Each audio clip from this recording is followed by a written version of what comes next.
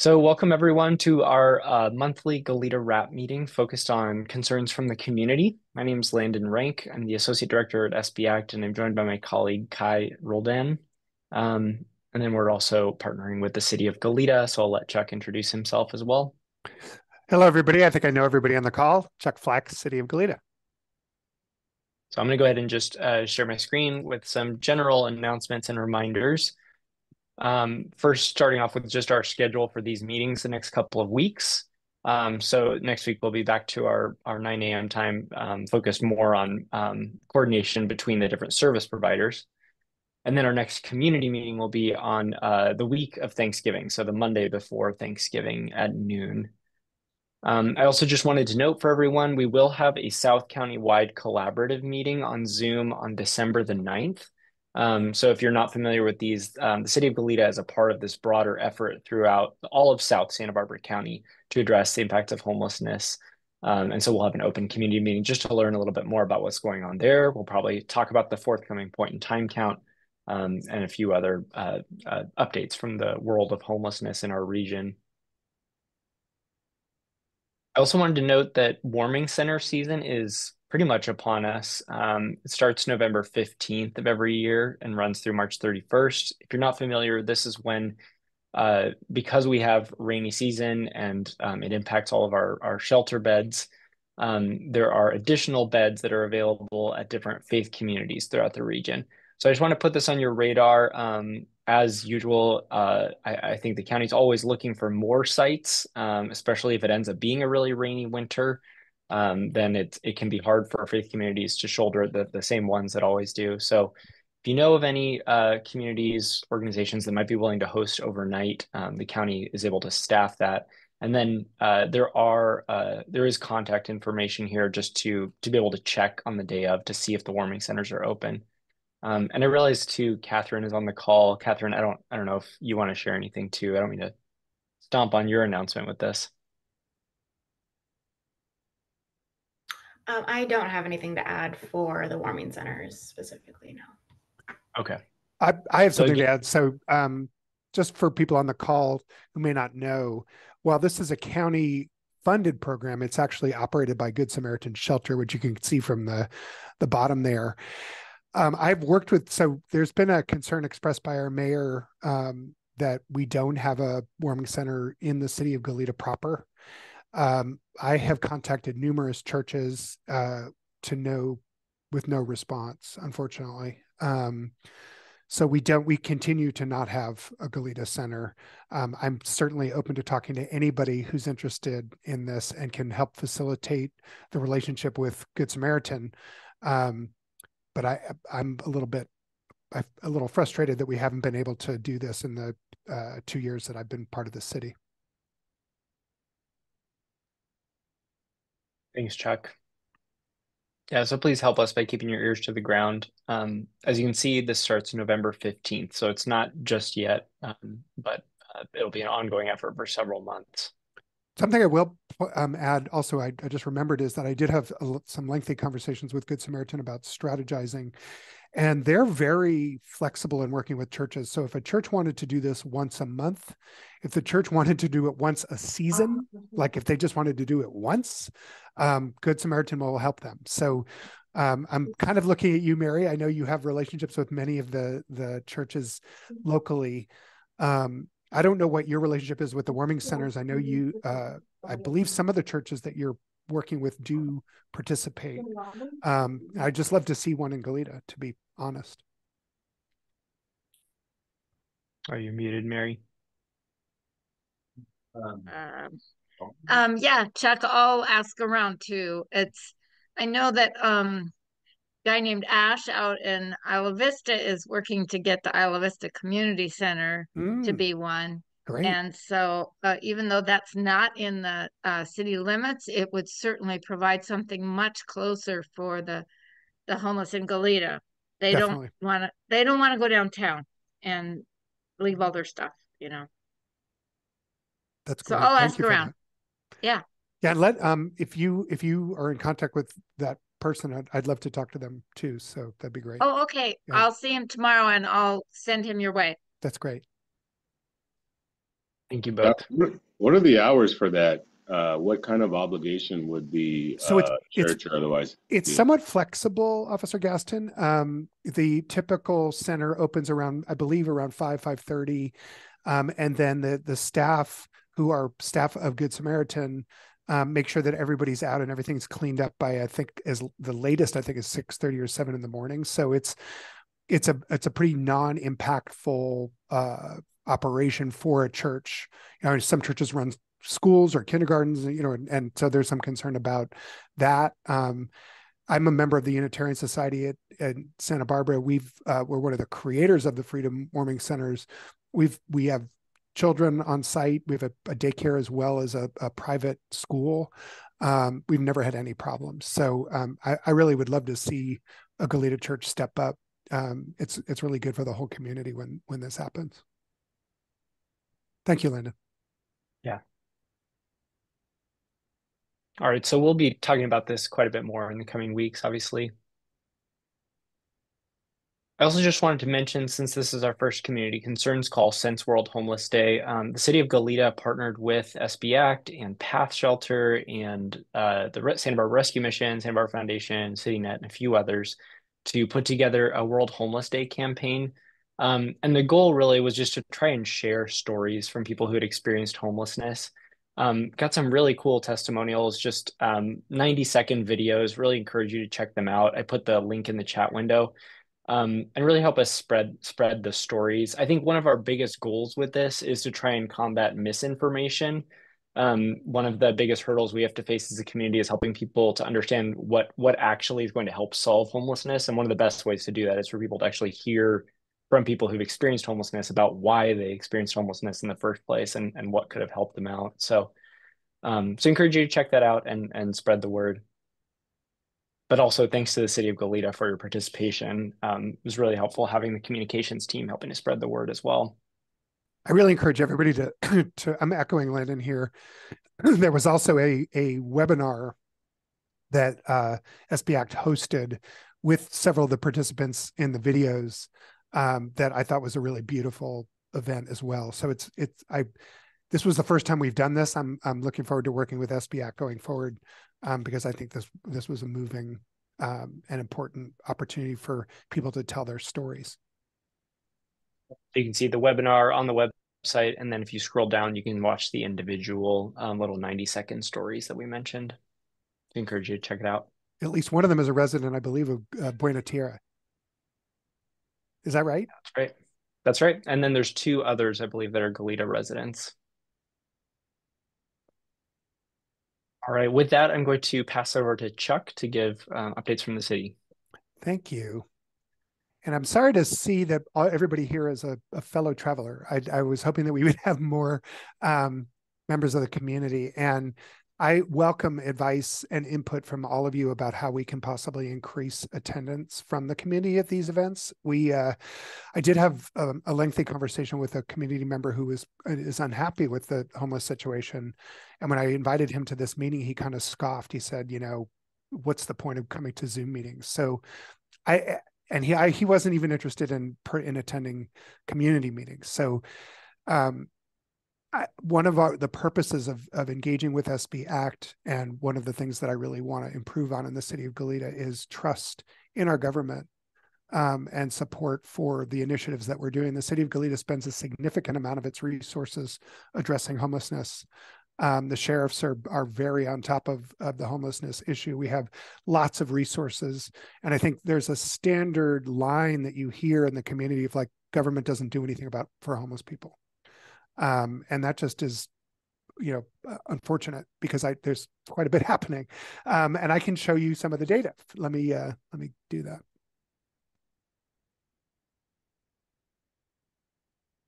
So Chuck, as you pull that up, the person who is critical, they were critical that we weren't doing enough, as opposed to that we were not just driving them out of town or something.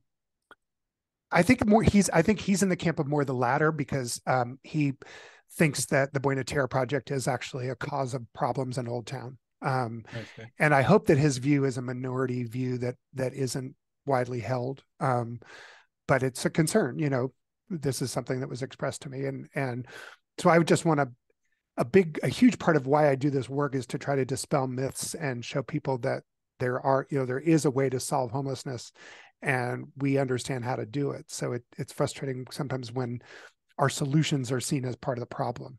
But that's the situation. Can people see the screen? Yeah.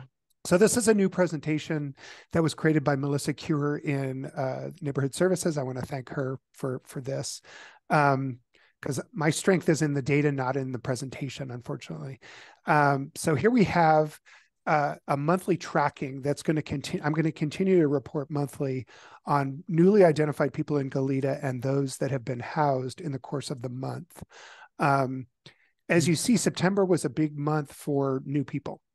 And we're not sure entirely why.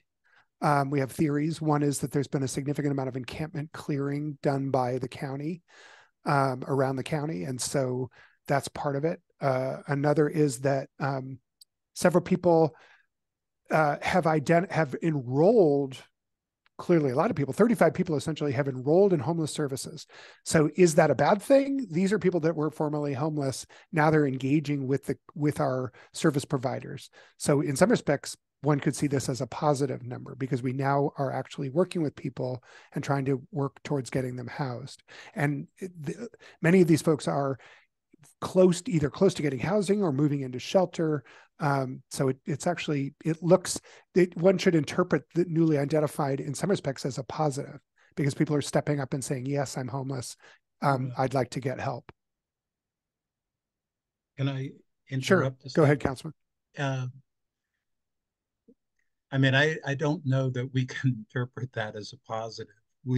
Except that let me just finish. Sorry to interrupt. We can recognize one possible explanation is that it could be positive, that people are stepping up and choosing to get service. But there are other alternative narratives that are not positive.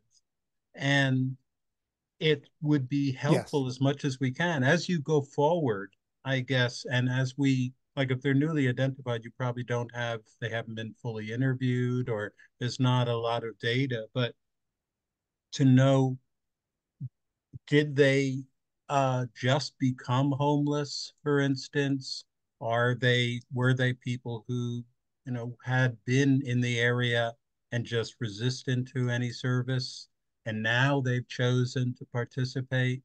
One of the narratives that those who are critical of our work with homelessness is this idea that they're just coming from elsewhere, and our extraordinary benefits, I'll put that in quotes, are attracting them here. And, and so to the extent that as you get information about the newly identified, to sort of figure out how long they've been homeless, are they newly homeless people? That's another potential narrative. We're just expanding the cost of housing, the cost of this or that is just incrementally expanding the number of homeless. That's a different explanation for the numbers. And each of these is important to understand what's the cause, if we're going to be able to treat it.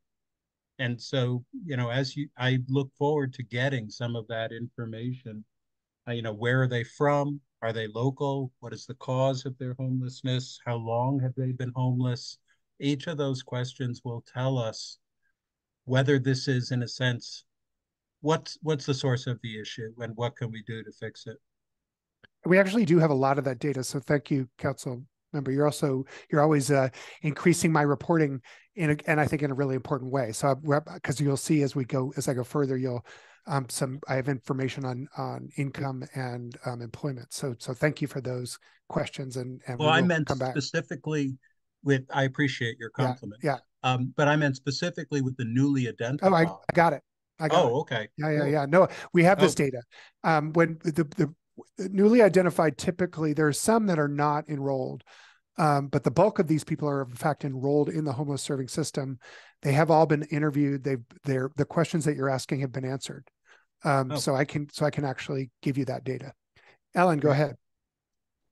Oh yeah, I was just going to say, when we do an HMIS intake with a person, we are collecting the data of how long have you been homeless? Where did you become homeless? Have there been breaks in your homelessness? Where are you from? Where did you grow up? So the data exists. Yes. I can say anecdotally, we see people that are local becoming homeless because housing prices are not manageable. And when I see people coming from other states, typically they have been homeless for a long time and are usually people that have grown out of the foster care system and have been chronically homeless for their entire adult lives and have been in and out of jail. I'm not seeing a lot of people from other states who are newly homeless coming to Santa Barbara just for resources, in my experience.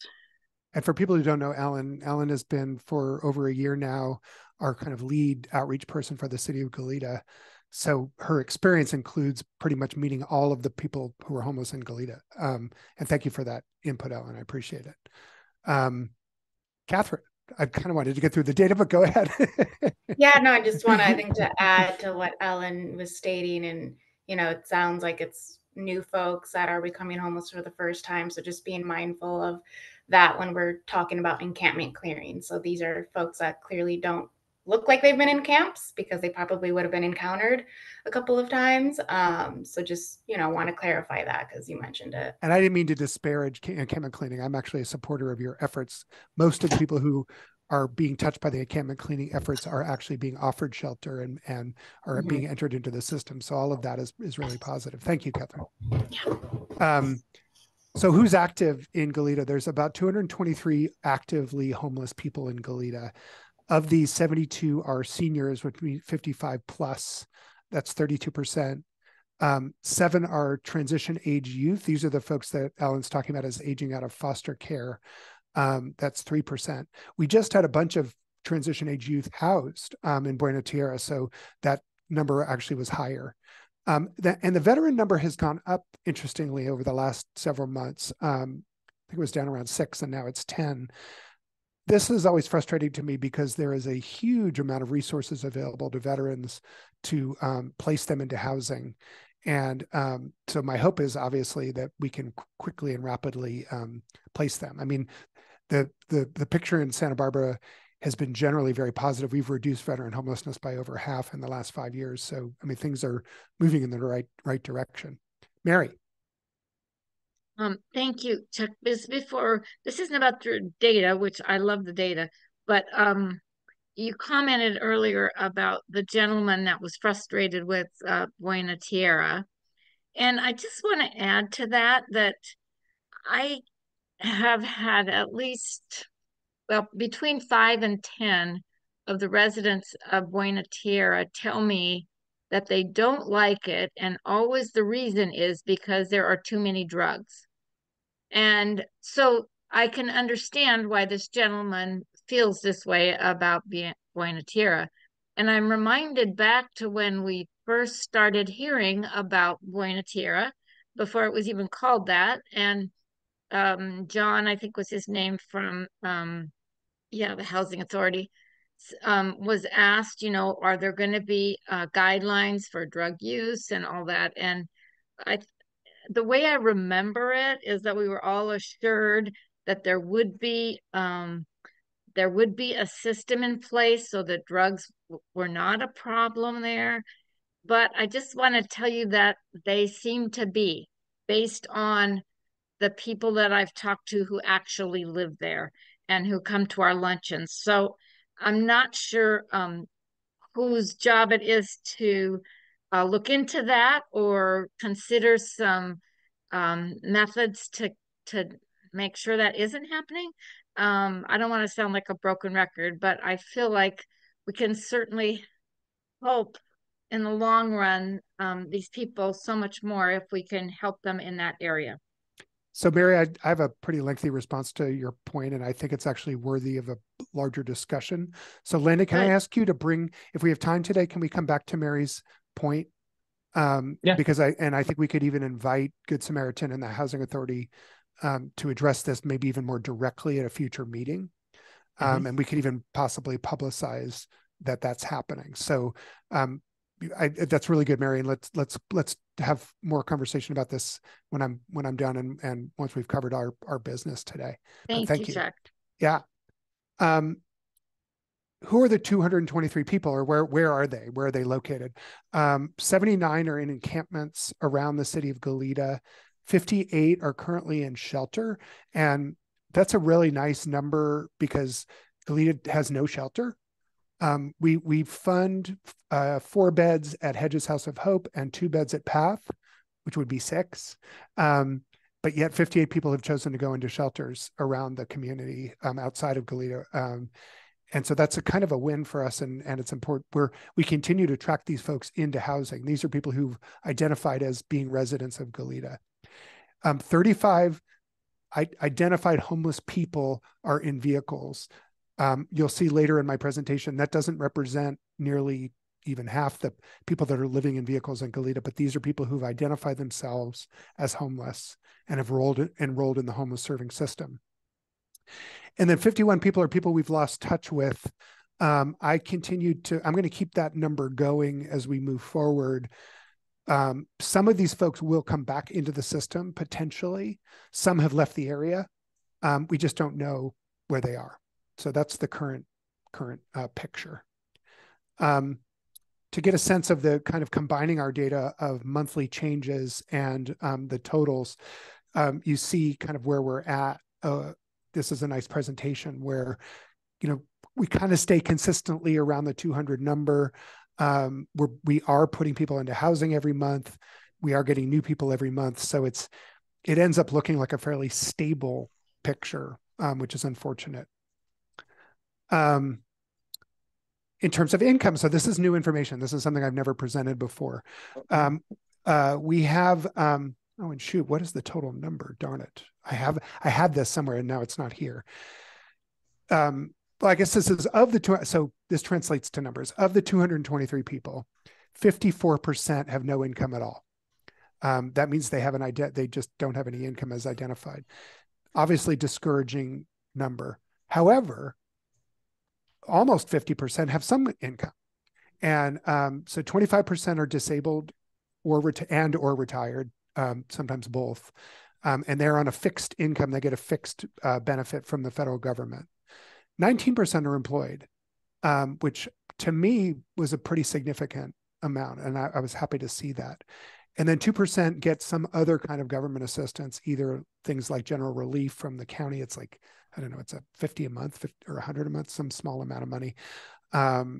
There's some other small government subsidies that people get. So the outcome of that is that 19% of our residents are employed, or homeless residents are employed, 25% are receiving benefits. And the average income across this, people who are receiving an income, is $1,200 a month. This is not enough, obviously, to support rent, but it's not nothing either. And so it's important, I think, we definitely, one of the goals that I have is increasing people's income. And trying to figure out ways to do that either through employment or other kinds of programs.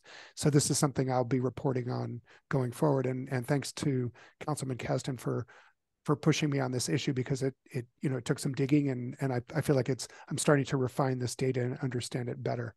And before you jump in, Councilman, let me just say my last data point.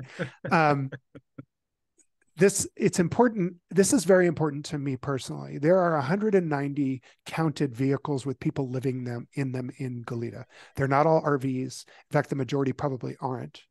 That count comes from New Beginnings. We have that count because New Beginnings received a large grant from the state to focus on homeless people living in vehicles. The reality is, based on my data, is that only currently 35 people out of that 190 are saying that they're homeless. So what are these other people? Who are they? What do they want? What do they say they want? These are the kind of unknowns that I actually did do an RFP for a research partner to try to get at some of these questions about the needs and reasons for why these people are here, what their expectations are. And I decided not to move forward with it because I think this is an even bigger problem in the county. What I'd like to do is I'd like to bring this to the level of the continuum of care and make it a focus of the continuum of care to better understand people living in vehicles, that we can't just treat them all as encampments or people living in, homeless people looking for homeless services. It's a much more complicated picture. And I think it's worthy of our time and energy and it's having an impact on our communities to think about this. And so it's something that we'll look at going forward. Go ahead, Councilman. Well, first, starting with the latter, I think that's great insight on your part. That is the vehicles, the fact that we don't know, that they're not identifying to us as homeless means that, we need to find out what's going on. Do we have 200 homeless people roughly in Goleta or 400? It's it's dramatic, and it's to go back to that idea of the narratives. It's one of the ideas of is this people driving through? Is this people, or are these people who have lost their homes and they're living in their vehicles? I mean, there's so many different uh, ways that people routinely will interpret it. And so really getting to the bottom of it, and then as such being able to know what to do about it is really helpful. And I would just add, as far as the same idea, thank you for that information about the employment. I guess I would sort of phrase it in terms of that 48% are working or have some sort of stable income, as opposed to the 52 who aren't, because I still think it's an enormous number to think about. Half the people who are homeless here have a regular income, and a large portion of those 19% you said have a regular job.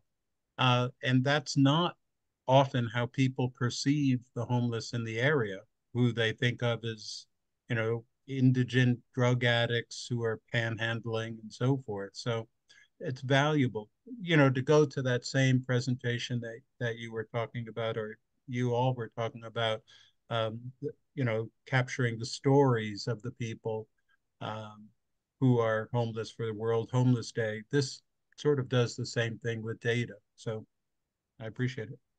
Thank you. Landon? I was going to ask about the 190 people in vehicles. Do you know what time period that was counted over?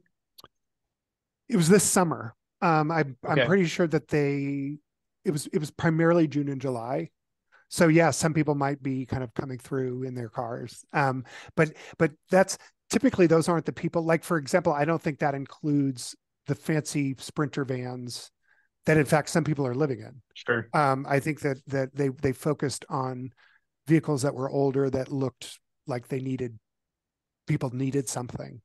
Right. There's another tier of people who are choosing quote unquote van life, that are also having an impact on our communities. I mean, so these are just more data that we need to consider. So I've been talking a long time. Go ahead, Landon. No. That's great. Was there any other questions from the community?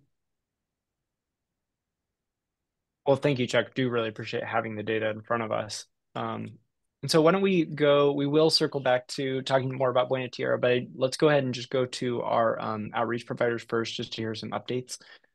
So why don't we start with Ellen from CityNet. Hi, I'll keep it brief. We've mostly just been doing our regular spots, which is like Elwood Station Road, Old Town, the area of tracks behind Old Town, kind of between like the Amtrak and like Magnolia Avenue, have been the highest concentration of people. We're also checking in with people flying signs and doing service requests. I've also still been meeting a lot of people through the Faro Center, which has been great, that I've never met before, because they don't really engage in like, they're not really flying signs, they're not really out and about. Typically they're working, but they're coming to the Faro for resources. So I'm meeting them there, which has been great. We had some people move over to safe parking from our project last week, which was a successful warm handoff, and we're just continuing working with our existing caseload. Thanks, Ellen. Or go ahead, Councilmember Castle. Well, it's the Pacific Oaks. They're the the vans on Pacific Oaks, the RVs, are those people who are just, do they respond? Are they just resistant? Because they're still, we put up the signs and they're parking there again. Are they offered to go to some safe parking locations? Do we have safe parking for those vans? Are there options? So there are two programs that you're referencing, actually. CityNet got, I'm sorry, New Beginnings, not CityNet. So Ellen's with CityNet. Sorry. I made the same. So New Beginnings is the one that got a large grant from the county to do it's an encampment grant, and they focused on the Gersh Park area and also the Eckwell Street area as the Goleta encampments. Those people have all been contacted. Those people have been offered a range of things, from funding for down payment assistance and things like that, to counseling, to all kinds of support. That's through the encampment relief program. My understanding is that there's a handful of those folks who are active, working with New Beginnings and looking for housing. And then there's the safe parking program, which many of these folks that are in their vehicles, as we've talked about several times, don't want the safe parking program because of its restrictions, because of its hours.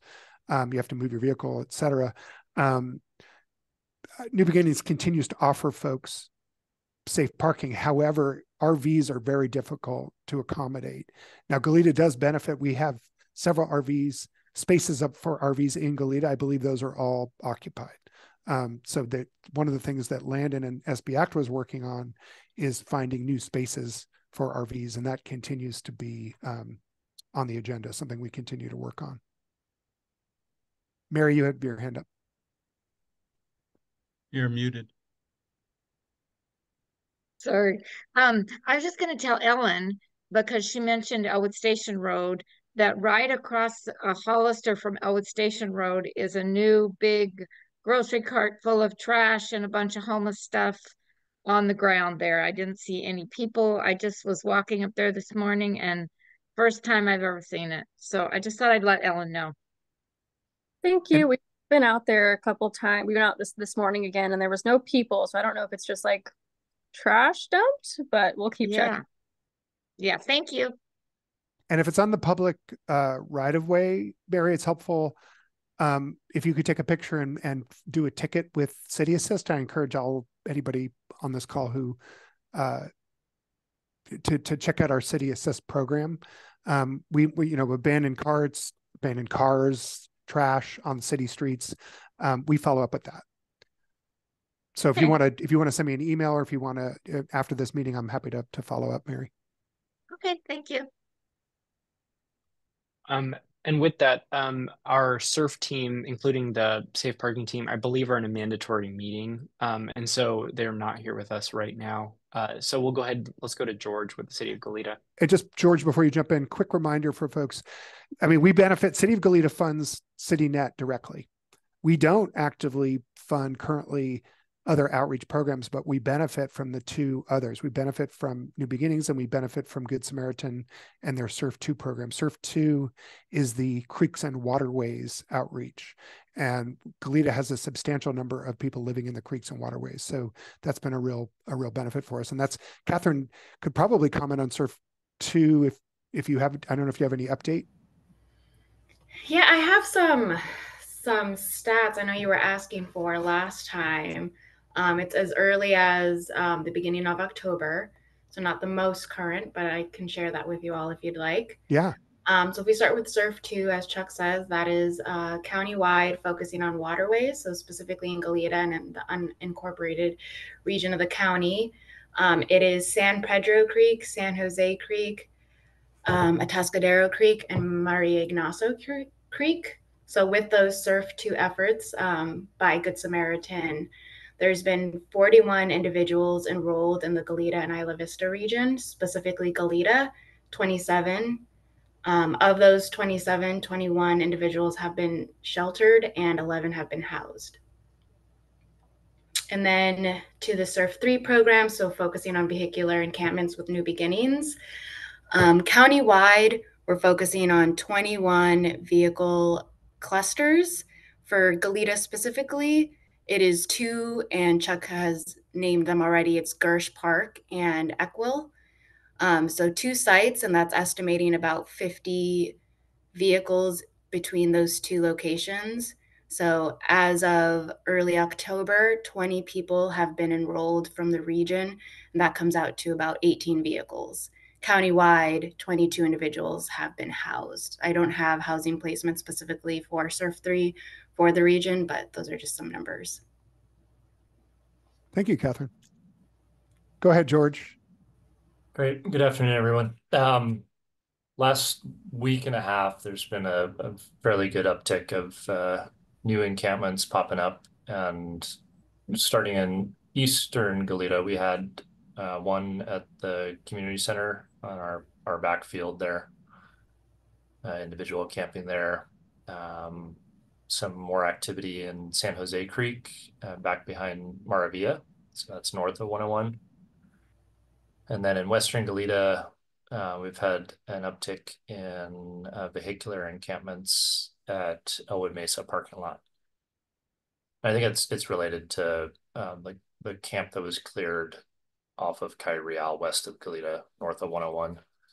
I know some of those folks moved over to Elwood, and I saw some of the same vehicles actually at the end of Camino Mallorca at the western end of Isla Vista. So just in terms of our focus this next week, for Elwood Mesa parking lot, just so everybody on the call knows, we don't allow any camping at Elwood Mesa. So I just gave some of those folks a heads up late Friday, kind of end of day, that we'd be having a sheriff's deputy come through the parking lot after nightfall, just so that they could have time to move. And then this next week, we're going to be focusing on abandoned encampment cleanup in San Jose Creek, the areas behind Maravilla. And that's just for the abandoned encampments. That's it for me. Thank you, George. And since you mentioned it, Catherine, can I go back to you?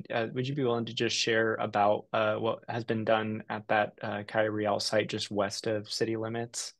There's some people on this call too who haven't been here for our last couple of calls, so it might be good just to share a little context. Yeah. So when we were notified of the camp, there was over 14 vehicles that we had identified there.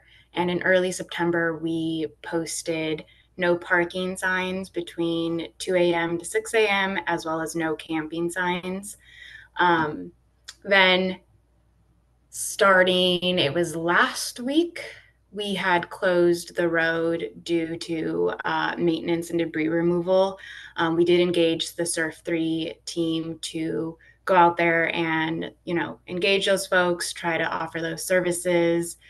We had a couple of people in the area that were enrolled to SURF 3 and the New Beginnings parking program. Everyone else declined those services. We are projecting that road to remain closed until Wednesday of this week, while Quick Response removes the debris, as well as Caltrans started work on their right-of-way directly next to the road. So they were clearing brush, as well as debris removal in their areas.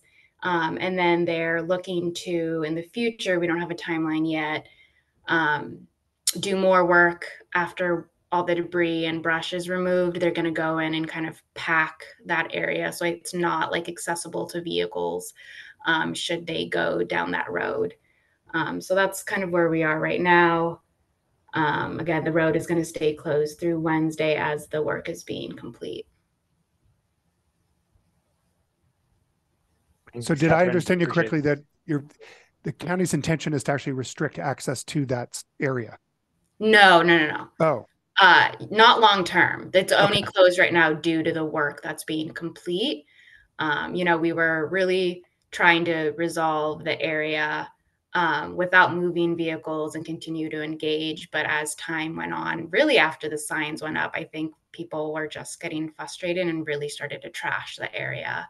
So like way more debris was being left, just in the road, not even like on the side of the road as it was. So due to the area and kind of the proximity to where we've had fires, we prioritized it and really wanting for the safety of everyone and the environment, we needed to take action sooner rather than later.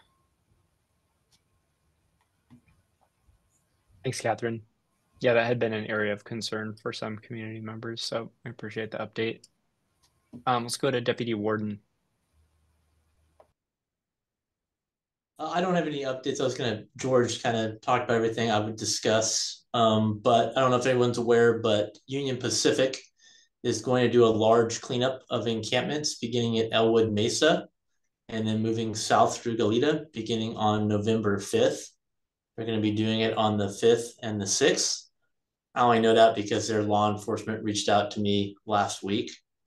So that will be happening. I haven't talked much with them, but I don't know what they're going to do in regards to outreach or anything like that. But they will be clearing all the encampments in that area beginning on November 5th, it sounds like. And then I also have a lot of information about drugs in Buena Tierra, if you want to start that now, if you want to. Deputy Warden, just for clarification, you said Elwood Mesa, but I think you meant Elwood Station Road. Elwood Station Road. Yeah. I do the same thing. Yeah. So beginning just west of Elwood Station Road and then proceeding all the way through Goleta, basically to the 217. Okay. So this is news to me. It's kind of frustrating that they're not communicating with city officials on this. Ellen, my understanding is that they have a contract with CityNet statewide to do some kind of outreach. I don't know what that means. Can you do me a favor and maybe take that back to the team? Yeah, Al is out until Thursday. Okay. But I can touch base with Saul, who's the lead case manager now, and have him reach out to like our upper management, because we don't really interact with that team at all. So I don't know, and I didn't know about the clearing either. I think I'm going to exert a little city privilege. I'm going to go ahead and contact Brad, the CEO of CityNet, to find out if in fact they're going to be working on that. Okay. I'll also contact Lupe Valdez, who's the project manager for this effort, to find out more. We shouldn't be hearing it from Connor. That's kind of frustrating. So, but thank you, Connor. Yeah, I did mention this during last week's Goleta wrap meeting because I too. You did? I didn't hear that. Where was I? Yeah. I didn't have specifics, so all I said was that, I heard kind of just, and I'm frustrated too, because I found out just via an email that I just happened to get. And I keep trying to get more information so I can help coordinate, whether it's with CityNet or any outreach team, what those efforts are going to look like, because it's not just going to be in Goleta. It's actually all of Santa Barbara County, my understanding. So it's going to impact other regions. And yeah, I just haven't been able to get any information. So we kind of knew, but just no details about when, where, timing of it all. So the fact that Connor had something is better than what I had. So yeah. I will, I'm continuing to reach out to Lupe and trying to get a response.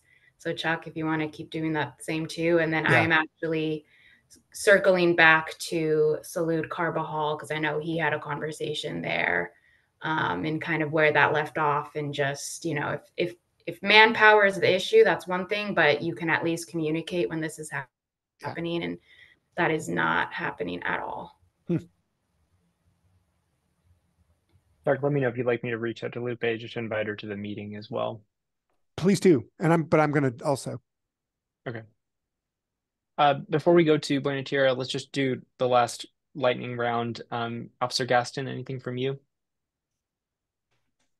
No, I just, as of this morning, discovered just from other officers on patrol that we've got a couple of encampments that we're talking with people about right now. So we're at the point now where I'll probably reach out shortly after this meeting to Good Sam to go contact them and see what we can do to get them some resources. But other than that, business as usual.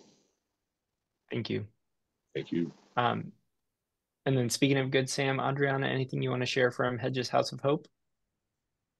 Hello, everyone. We've actually had a couple of new residents here, actually a lot, about 4. I'm down to about 6 available beds, 3 for women and 3 for men. So last week was good, filling up the beds as we need to. Thank you. Great news. And then Gene with Be Well. Hi, not much to add. La Posada is about 36 beds for the Be Well clients that are filled. And I think there's saving a few beds for when Care Court comes online, I think next month. That's about it. Excellent. Thank you.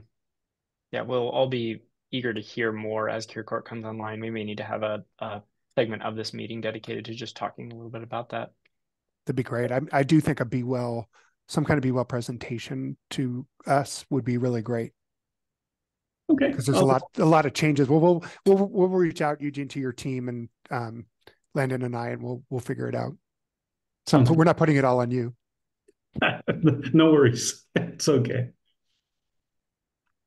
All right. So for Buena Tierra, Chuck, do you want to start and then we can go to Deputy Warden? Yeah. So I think Mary asked a really good question, and I like how you asked it, Mary, because I feel like it's framing the issue from the perspective of the community and the concerns. So there's a number of things to point out. The policy of the federal government and the state government when it comes to permanent supportive housing is called Housing First. And what that means is we meet people where they're at and provide the housing, and then the services come in. It doesn't mean housing only.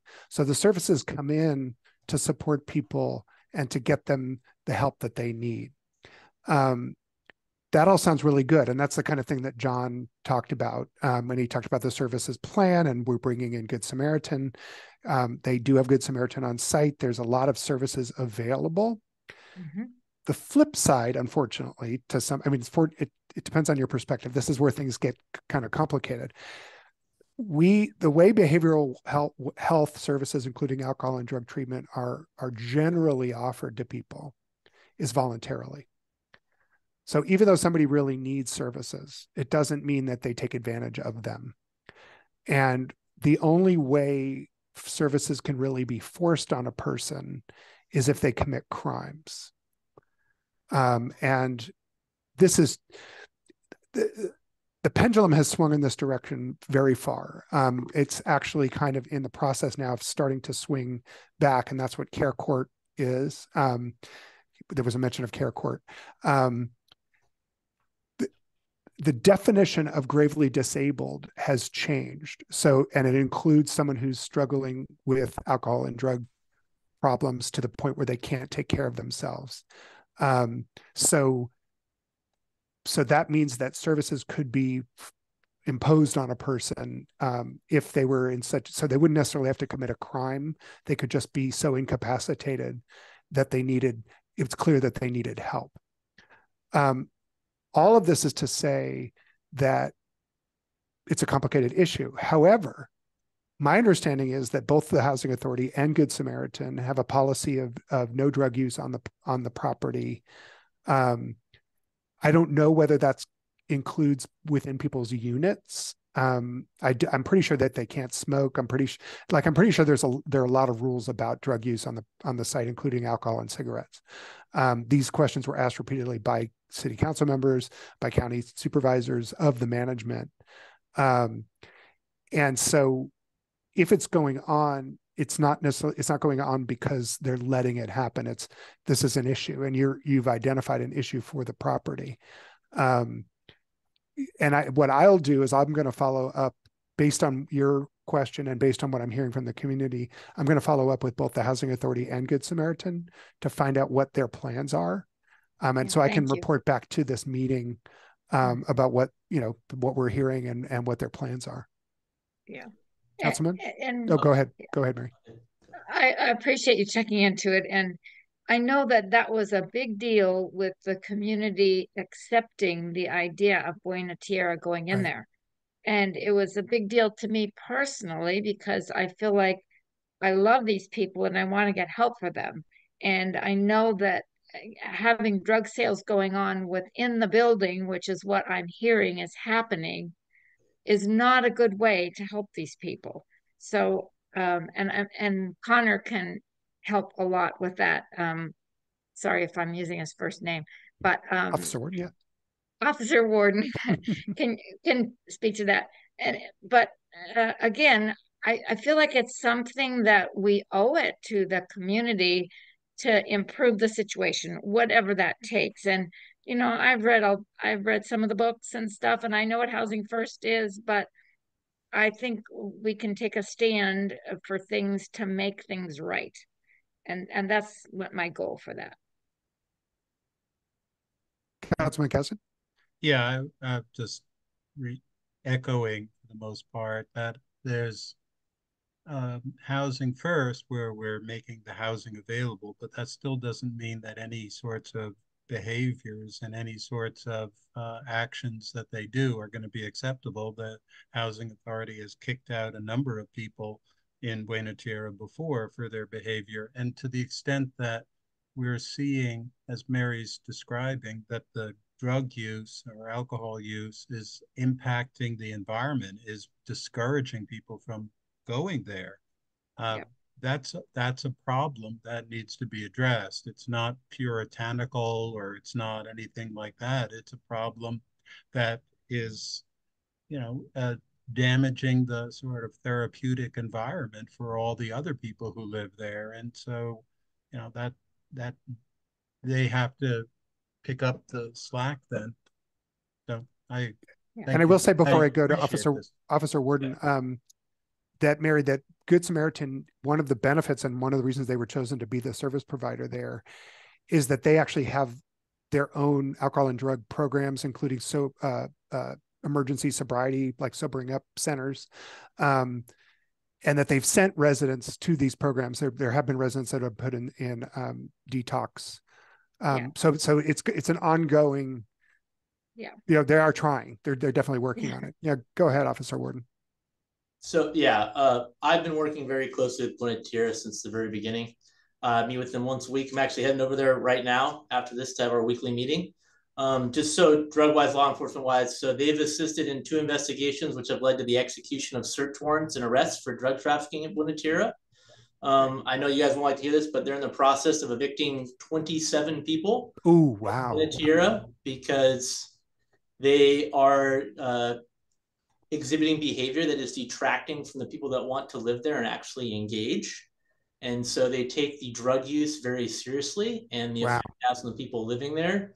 So I just want to make sure everyone knows that. It seems like, and the other thing is with Buena Tierra, it's a process to actually do things here because unlike a lot of other kind of facilities for people that are homeless, this is in fact their residence. It's their home. So if somebody, well, it's just also the legal process. If somebody breaks the rules, you can't say, too bad, so sad, we'd like you to leave. You have to go through a full eviction process. So if someone is dealing drugs at Buena Tierra and you ask them to leave and they say, I would not like to leave, it takes you several months to get that person legally out of Buena Tierra because it is in fact their residence. And then the second thing that goes to that being their residence, and they're trying to treat it as it is their residence, they're not restricting who can be a guest at Buena Tierra because it's the person's home. They're trying to allow them to have guests. And they've been having lots of issues with guests. And so they're trying to work on ways to track who is a guest of whom, how long they're staying, and what they're doing while they're there. But that has been a very big issue with Buena Tierra, is trying to balance the need of letting people have guests and treat it as their home, but also keep track of who those guests are and what they're doing. And so that's had a large impact on the drugs coming in and out of Buena Tierra, is that guest thing. So, but they do take it very seriously. Don't they sign a lease or something? Don't they sign paperwork when they go in? They do. They have a lease. But the thing is, legally with the lease, if you break it, like if I had a lease at a house and I broke my lease, my landlord said, you broke the lease, I'd like you to leave. And I said, no, I will not be leaving. You have to go through a legal eviction process, which can take months through the court. So that's the issue. So both people where search warrants have been executed, and then they were subsequently arrested for drug trafficking, but then released from jail hours later, because that's a whole nother California legal thing. They went back to Buena Tierra and said, I would not like to leave. And so that required the housing authority to go through a whole eviction process to evict someone who had been arrested for dealing drugs at Buena Tierra. They got to go back to their unit and continue to live at Buena Tierra. So the housing authority takes it very seriously. They're trying to figure it out, but it's just difficult. Like Chuck talked about, you're balancing the housing first philosophy, and they're wanting to do that with trying to actually have a treatment program going on at the same time. And so they're getting people that wholeheartedly want to engage in treatment, but they're also getting people that are predators and are trying to take advantage of those people there that are engaging in treatment. So, and they're just trying to balance that. And so that's actually what our meeting is about right now that we're having this afternoon. Is there's a few individuals that are predating upon a lot of the individuals at Buena Tierra. So yeah, so it's just, Thank but you. they are taking Thank you for that report. Yeah, go ahead. Sorry. Yeah, that was great, because it shows that seriously it's being taken. Yeah, thank you. I did want to real quickly just note we're about at the end of our time, but we can stick around for a few more minutes. If anyone needs to jump off, feel free. Are there other questions I on just this want to matter? I want to thank again Officer Warden for that report. That actually satisfies, I think, my concerns. The fact that we have our community resource deputy meeting weekly with the management of the property, that the housing authority is taking this very seriously, and in fact evicting troublemakers. We have our answer. And it shows that there is responsible management. It does beg the question, what happens to the community when those people are out of their housing? And so now we're going to have to kind of follow up with that. But so the vast majority of them, they are trying to work with them to find alternative housing. That's great. There's some that it doesn't work.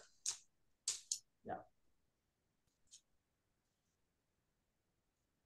Other questions or comments related to Buena Tierra? I've also reached out to the city of Santa Barbara for the encampments that are behind Buena Tierra, since they fall kind of in their jurisdiction with that parking lot and backing into the airport. I haven't received a response, but I will continue to, bug them about that to see if we can have some sort of resolution to help mitigate some of that activity. Thank you for keeping us posted on that, Catherine. Yeah. All right. Any other questions or areas of concern from anyone in the community?